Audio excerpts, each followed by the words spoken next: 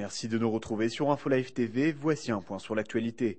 Le numéro 2 d'Al-Qaïda s'en prend violemment à Barack Obama. Dans un message audio diffusé mercredi sur Internet, Ayman al-Zawahiri a interpellé le président élu américain en des termes racistes, le qualifiant de nègre de maison. Mais voici d'autres extraits de son enregistrement. وفشل في أفغانستان اعترف به قادة جيشك.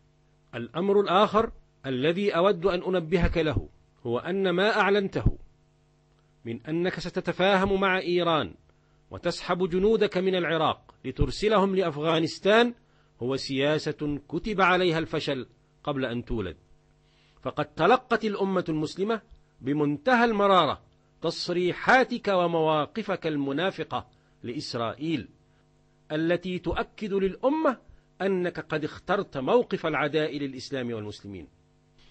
وعليك أن تدرك وأنت تتولى رئاسة أمريكا في حملتها الصليبية ضد الإسلام والمسلمين أنك لا تواجه أفرادا ولا منظمات، ولكن تواجه يقظة ونهضة وصحوة جهادية تهز أركان العالم الإسلامي كله، وهي الحقيقة التي ترفض أنت وحكومتك ودولتك الاعتراف بها وتتعامون عنها.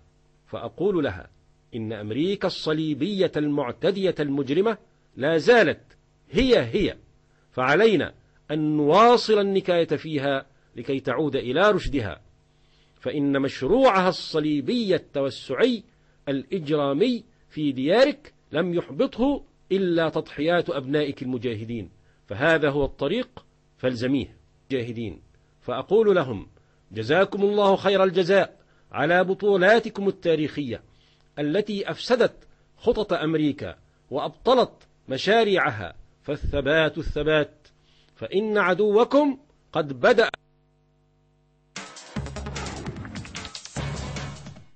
C'est officiel, Israël boycottera la prochaine conférence internationale de l'ONU sur le racisme. C'est la ministre des Affaires étrangères Tzipi Livni qui l'a annoncé ce mercredi, estimant que cette réunion constituait avant tout un tribunal anti-israélien. La conférence mondiale contre le racisme, la discrimination raciale et l'intolérance doit se dérouler à Genève au mois d'avril prochain. À la demande d'une vingtaine de pays africains qui ont voté un texte en ce sens, elle abordera la question du peuple palestinien soumis, je cite, à l'occupation étrangère. Cette conférence internationale sur le racisme fait suite à un autre sommet du même type tenu en 2001 à Durban en Afrique du Sud où Israël et les États-Unis avaient quitté la réunion alors qu'un projet de résolution finale comparait Israël à un état d'apartheid.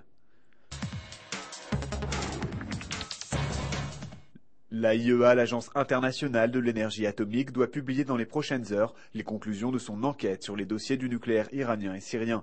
Mais selon les propres aveux de Mohamed El-Baredei, qui dirige l'agence onusienne, le rapport ne serait pas concluant à l'heure actuelle.